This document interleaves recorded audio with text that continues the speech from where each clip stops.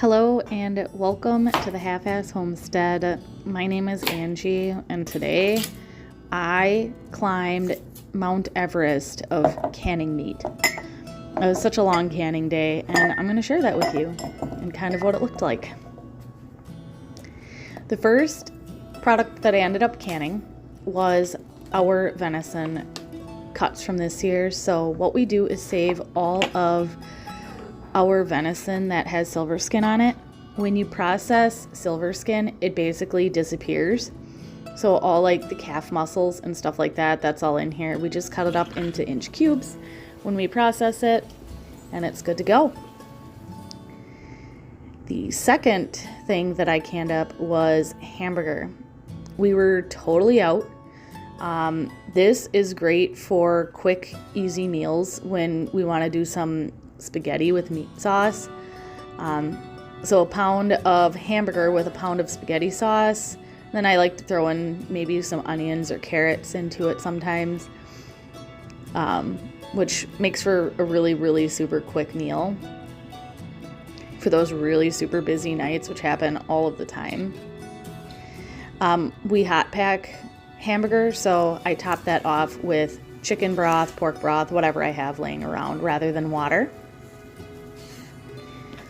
I then started processing chicken. Now these chicken breasts are our chickens from this year that we butchered. So I did a few pints of cold packed chicken.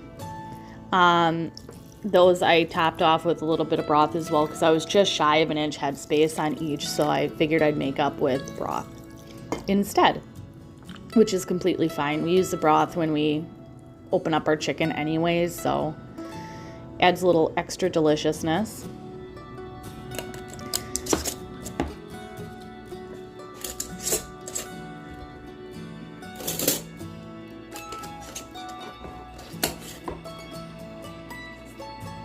And labeling is super important when you have so many different items going into one canner load.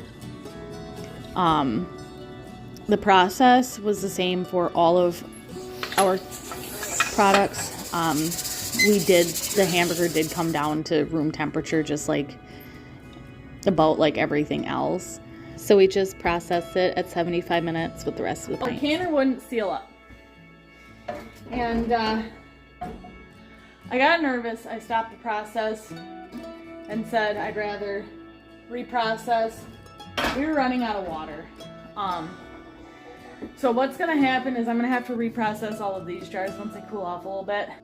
Here's the point in the video where I level with you guys. So I wrecked the canner. I boiled it dry enough to bow the bottom. So what had happened was I was having issues with this canner sealing, and this has been a notoriously long seal. I was starting to get the feeling that it was going dry when I was canning it. The jiggler would not stop jiggling. That's when I stopped the process. I'm like, well, if there's water in it, I'll feel stupid, but if not, I won't wreck the canner. However, it was too late. The canner is toast, so that's okay. And that's a lesson learned for next time. So if you're ever uncomfortable with your canning process, don't ever hesitate to stop it. And honestly, with meat, I've already eaten some of the chicken and it made absolutely no difference to be in the canner that long. If you're a homesteader, you know there's no time to sit and feel bad for yourself, even if you make a huge expensive mistake. So I had to keep going. So while that process was going for reprocessing the hamburger and chicken breast, I packed up some drumsticks and I tried 2 new recipes, pineapple drumsticks and Tex-Mex. So if they are good, you can expect a video at a later date. However, we need to do quality testing first. And because there were 8 jars of chicken, I pulled one because I wasn't going to run another load.